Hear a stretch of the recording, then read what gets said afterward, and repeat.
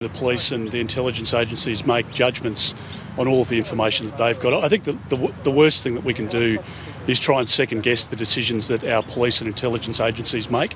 Obviously, as the Director-General of ASIO has pointed out, there are over 400 people that are high-priority targets, people who want to do us harm, and the police advised me that there was no advice or intelligence in relation to this individual being in the stages of preparing or planning for an attack. I made the call yesterday and I repeat it again today. We need people, particularly from the Islamic community, to provide information around people that they think might be radicalised.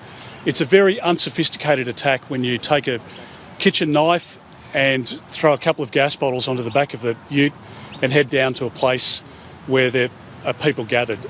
There's no level of intelligence or information that's going to stop that, and the best way to try and prevent it from happening is if we get tip-offs and information from the community, and that's what we need to do. It's part of the reason that we've been able to thwart 14 attempted terrorist attacks already in our country, but there's a lot that we need to get from the community. Already a lot taking place in terms of information provided, engagement by ASIO and others with members of key members and leaders of the community, but we need to ramp that up. There's also a great difficulty at the moment in relation to the communications methods used by terrorists and other organised crime groups. This problem with encryption is with us, and ASIO advised me that 90% of their targets are now using encrypted messaging apps, which means that the intelligence and policing agencies can't get access to the detail of those messages.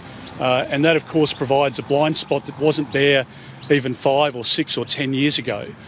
We've got legislation that's before the Intelligence Committee at the moment, and whilst Mr Shorten has indicated that they're not going to support the bill, I hope over the last couple of days Labor has been able to reconsider their position, because this encryption bill really is crucial to giving the police and ASIO and other intelligence agencies the tools that they need to disrupt and to deter some of these activities. Again, we need to be realistic about the threat. In Australia, we've largely been immune, thank God, to the scourge of terrorism in a mass form. We haven't seen, and I hope that we never see in our country, what we've seen in Paris or in the United States or other parts of the world.